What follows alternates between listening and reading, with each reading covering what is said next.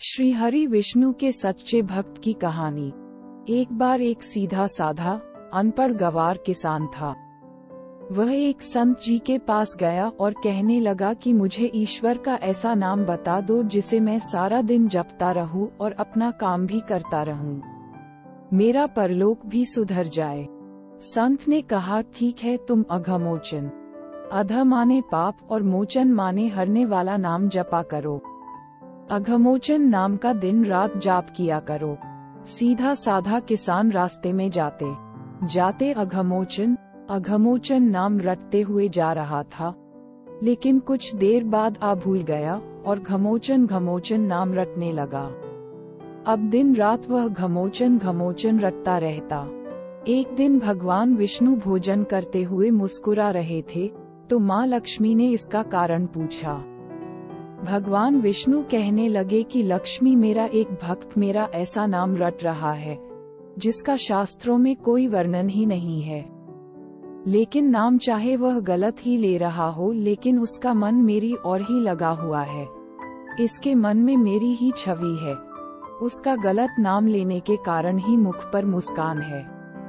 माँ लक्ष्मी कहने लगी, आपको लगता है कि यह आपका सच्चा भक्त है, तो चलो इसकी परीक्षा लेते हैं। विष्णु जी कहने लगे कि लक्ष्मी, अगर तुम्हारी ऐसी इच्छा है, चलो धरती पर चलते हैं। दोनों ने साधारण से स्त्री पुरुष का रूप धारण कर लिया और किसान के खेत के पास पहुँचे।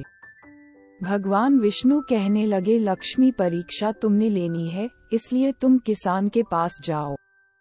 किसान के खेत के पास कुछ गड्ढे बने हुए थे, तो विष्णु जी कहने लगे कि मैं उसमें जाकर छिप जाता हूँ। तुम जाकर उस किसान की परीक्षा ले लो। माँ लक्ष्मी उस किसान के पास गई और बार बार उससे पूछने लगी कि किसका नाम जप रहे हो। किसान था तो थोड़ा मुंह फट, लेकिन फिर भी चुप रहा कि मेरे ध्यान में किसी प्रकार का कोई विघ्न न पड़ जाए। वह घमोचन नाम रटता रहा।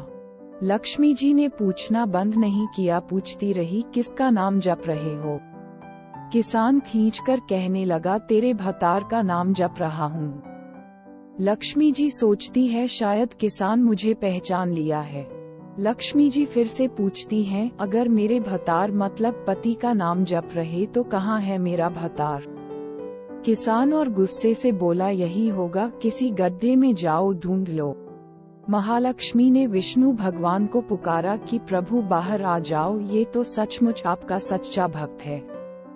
इसने तो मुझे भी पहचान लिया और आपके बारे में भी सब कुछ जानता है। भगवान विष्णु और माँ लक्ष्मी ने उसे साक्षात अपने दिव्य रूप के दर्शन दिए।